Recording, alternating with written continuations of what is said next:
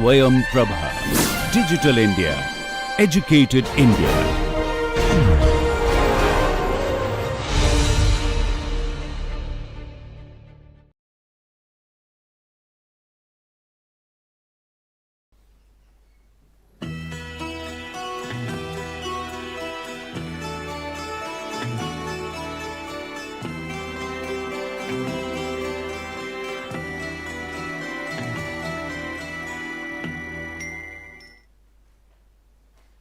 In the previous lecture, we were discussing about the concept of a developing flow and a fully developed flow, and we start now with the exercise of finding out the velocity profile in a fully developed flow through a parallel plate channel. So, as we discussed in the previous lecture, we consider a channel like this.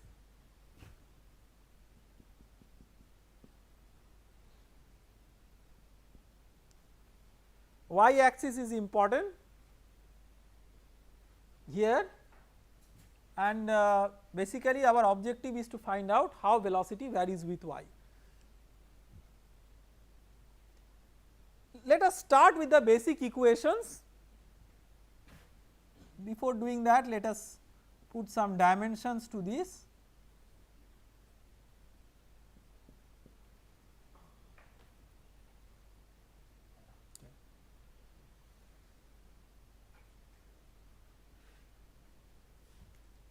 So, let us write the basic equations.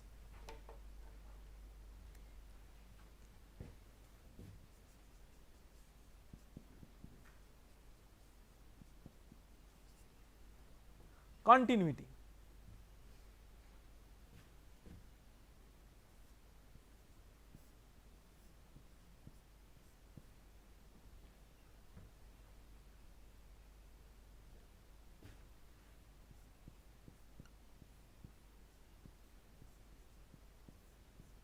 This is the continuity equation in vector form, or if you want to write this in index form, del del xj of rho uj, whatever, I mean either forms are equivalent. So, now let us assume that we are dealing with incompressible flow, right. I will like to state here is that in microfluidics, in pressure driven microfluidics, there are extensive studies on compressible microflow and incompressible microflow. So, because compressible microflow requires a prerequisite which is compressible fluid mechanics, that is not commonly covered in undergraduate texts, and this is just a like sort of a preliminary course in microfluidics or a beginners course in microfluidics, and we do not have the scope of bringing the discussions of basic compressible flows into the picture. We will avoid that discussion and mainly consider incompressible pressure driven microflows, although over time to time we will discuss about some aspects of compressible microflows, and we will discuss about that, but primarily our focus will be incompressible microflows. Now, what is the definition of an incompressible flow? See, we have discussed about this, or we have hinted about this earlier, but I will again reiterate here that incompressible microflows or incompressible flows rather should not be confused with incompressible fluid. So, incompressible flow is just a kinematic concept which says that there is no volumetric strain of the fluid element. So, if that is there, now let us simplify this equation. So, del rho del T plus, so if you have u v w as the velocity components,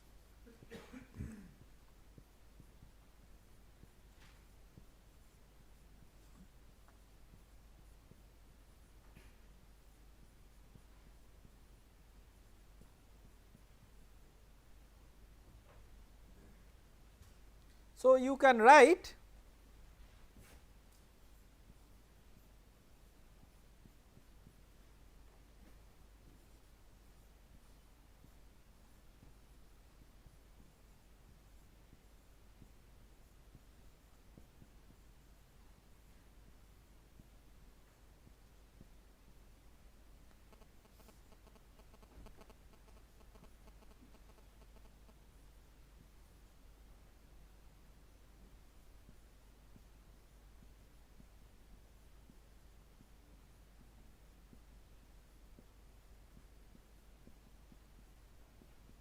this equal to 0, right, just by using the product rule of derivative. Now, so for incompressible flow, which one is 0? This term is 0 for incompressible flow, incompressible flow.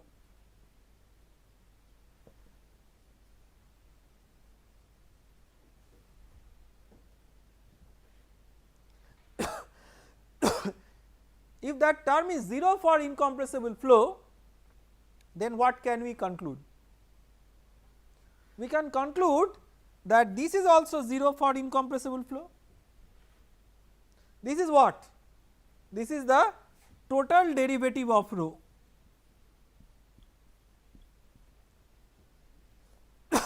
So, the total derivative of rho has to be 0 for incompressible flow. Does it mean that rho is a constant? Does not necessarily mean that. For example, let us say that we can have such a situation, maybe a bit hypothetical and mathematical, but we can have such a situation when we have this del rho del t term as of some magnitude and of some sign, whereas these terms are of the same magnitude and opposite sign. So, that sum total of these two terms is 0, but rho could still vary with position and time. Such flows are called as variable density incompressible flows. Okay. Now, a very common wrong concept is propagated in many textbooks, which says that assuming incompressible flow, rho is equal to constant. So, assuming incompressible flow does not give you a guarantee that rho has to be a constant, but if you take rho as a constant, then that will surely satisfy the condition of incompressible flow. Okay. So, basically we normally deal with that example which is a special case of incompressible flow, which is a constant density flow. But for incompressible flow, the right constraint is either the total derivative of density equal to 0 or basically the sum total of del u del x plus del v del y plus del w del z equal to 0. Yes, you have a. See, I will give you an example when the density can vary with time. Let me give you a physical example. So, let us say that you have a control volume, okay, a control volume.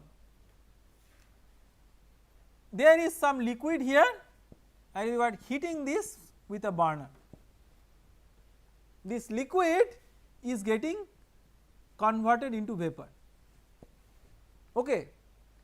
So, at a given location, let us say this is the location. When liquid gets converted into vapor, the density is decreasing. So, at a given location, the density is changing with time. So, there is a del rho del t. Okay. So, it is possible that there is a del rho del t because of change of phase. It is not just true from liquid to vapor phase change, it can be true for any phase change, solid to liquid, liquid to solid.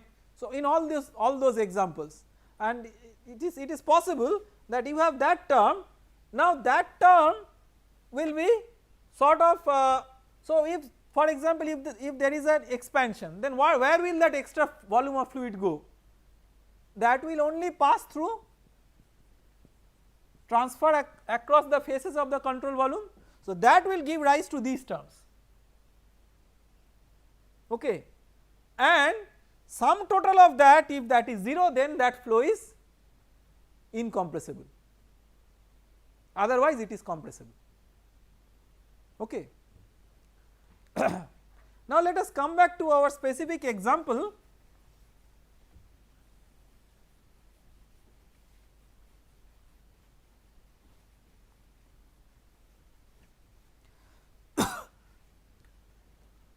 Of this flow through parallel plate channel.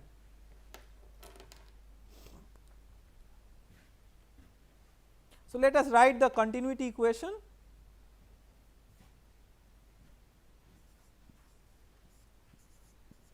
incompressible flow.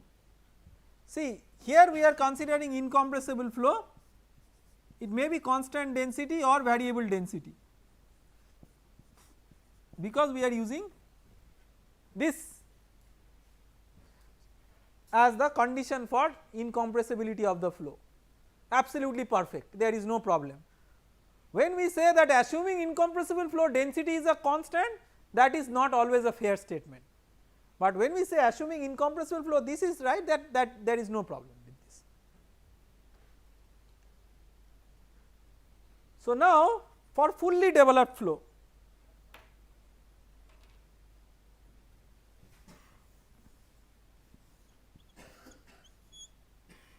this term is 0 because u is not a function of x. For flow through a parallel plate channel, this term is not important because variations along z direction is infinitely large as compared to the smallest dimension, so that can be neglected. So you basically have del v del y equal to 0. When you say del v del y is equal to 0, that means what? That means v is not a function of y.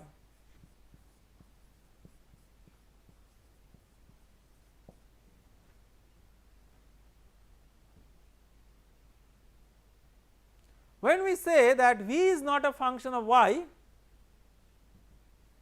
that means that whatever is v at the wall, y equal to h or y equal to minus h, the same v is there for all values of y, right, because v does not vary with y. So if you find out v at some specific y, that value of v should be same for all values of y.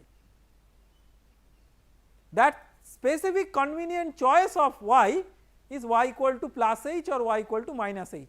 At those locations v is 0. Why is v 0 at the wall? It is 0 at the wall because of no penetration boundary condition, not no slip boundary condition. It has nothing to do with slip or no slip, right. Like these are very common mistakes. Why I am repeatedly telling this is that again, whether it is classical fluid mechanics or microfluidics, please keep your fundamental basis very strong, that will help you to solve problems no matter whether it is microfluidics or classical fluid mechanics. See, v means what? V means the normal component of velocity. Slip talks about the tangential component of velocity, it has nothing to do with the normal component of velocity. Normal component of velocity is 0 because the fluid cannot penetrate through the wall. If there were holes at the wall, then that v would not be 0 at the wall. So because there are no holes at the wall, that is no penetration boundary condition, v is equal to 0 at the wall. So v is equal to 0 at y is equal to plus minus h. So because v is equal to 0 at y is equal to plus minus h, that means v is equal to 0 for all y, okay. V is equal to 0 for all y. Why? Because v is not a function of y.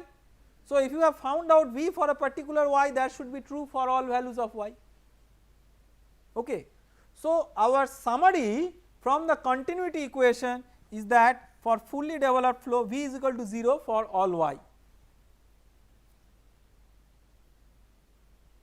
Even for a fully developed flow, this would have not been true if there are holes at the wall, okay.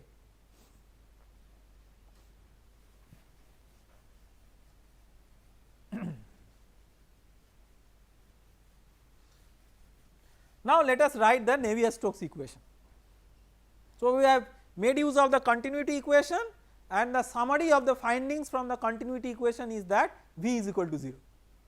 Next we write the Navier-Stokes equation.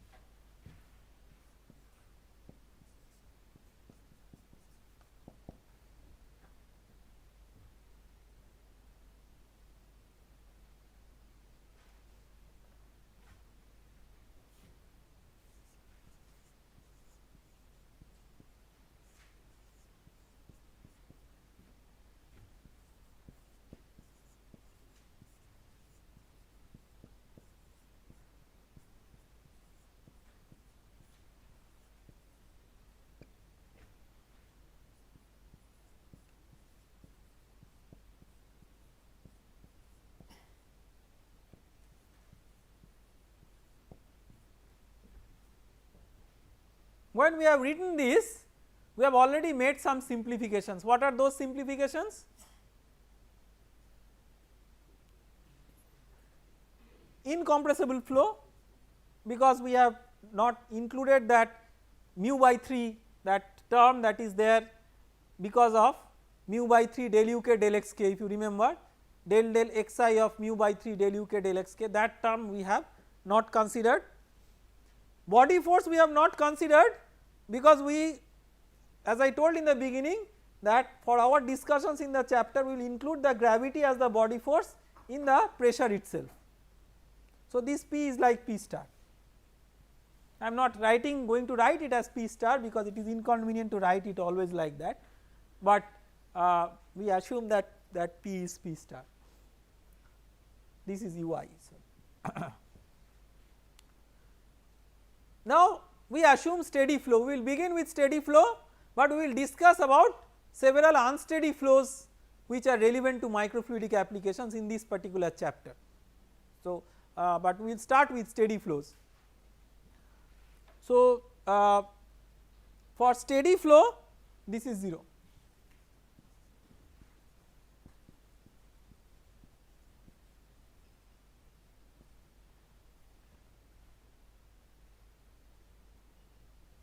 So let us write the various components, and the other thing is mu is a constant. So it is essentially does not matter whether you keep it out of the derivative or inside the derivative, mu is a constant.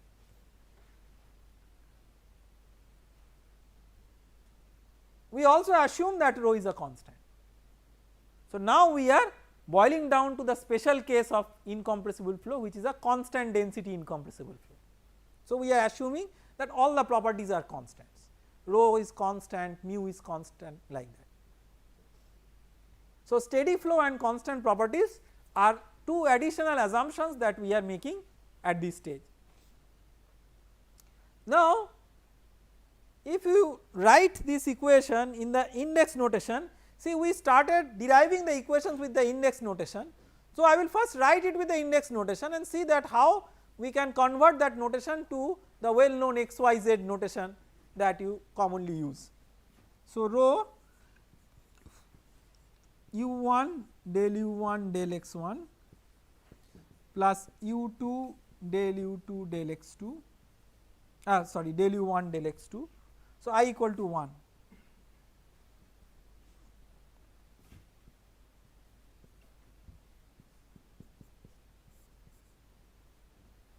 Plus u3 del u1 del x3 is equal to minus del p del x1 plus mu del 2 u1 del x1 plus del 2 u1 del x2 plus del 2 u1 del x3.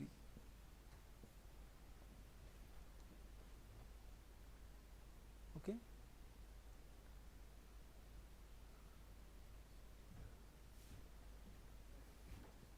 Squares, yes. Okay. Now you just write x1 equal to x, equivalent to x, x2 is equivalent to y, and x3 is equivalent to z. So rho u del u del x plus v del u del y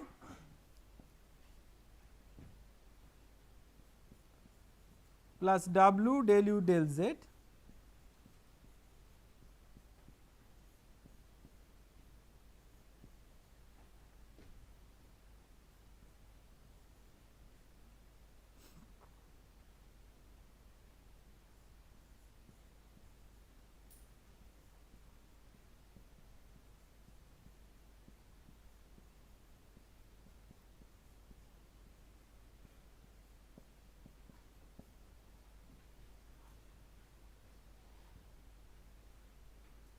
okay.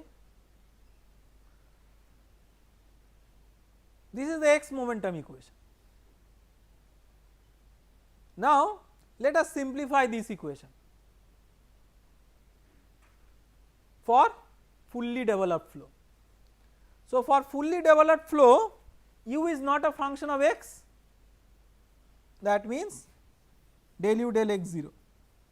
So, this term becomes 0.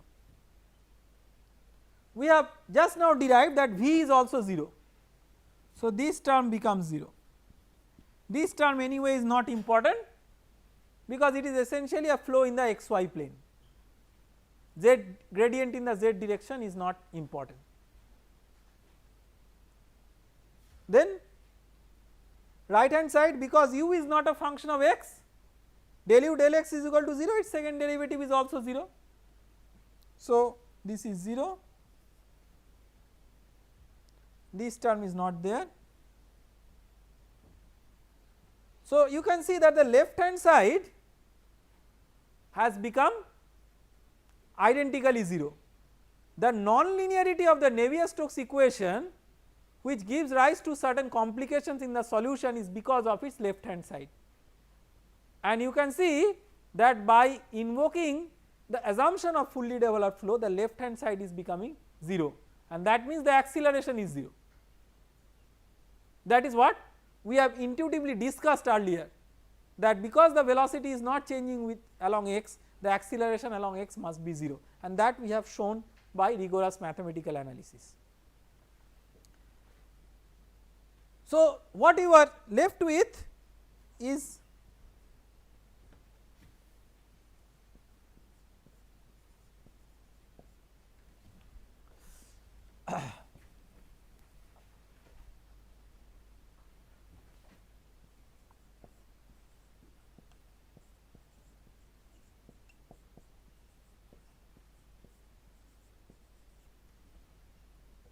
this.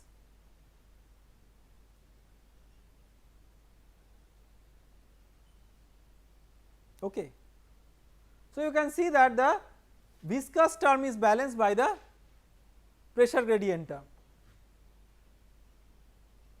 Okay. Now, let us come to the y momentum equation. I equal to 2 is the y momentum equation. Just replace u with v.